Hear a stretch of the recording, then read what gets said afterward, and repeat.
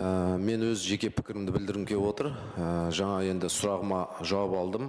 Арман Қобыландыұлы қойды. Ол сұрақ жауапкершілік бойынша құқық қорғау саласына. Жалпы бүгін қаралып отқан өте өткір мәселе.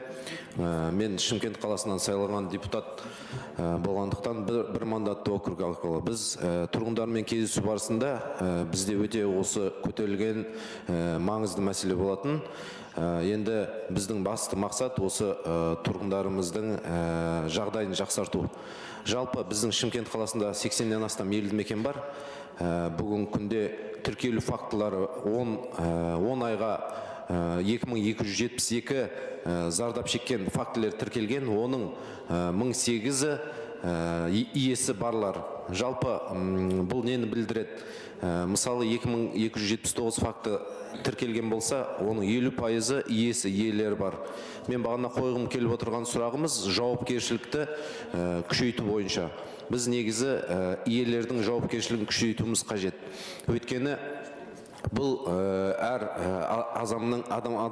азаматтардың өздерінің үйіндегі жағы ит пен мысықтар.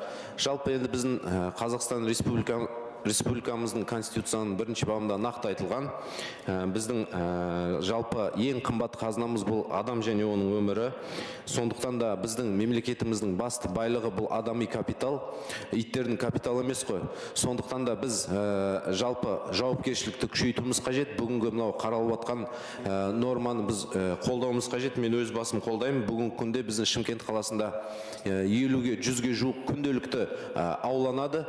Одан бөлек 30-40-50-ге жуық звоноктар түседі күнделікті.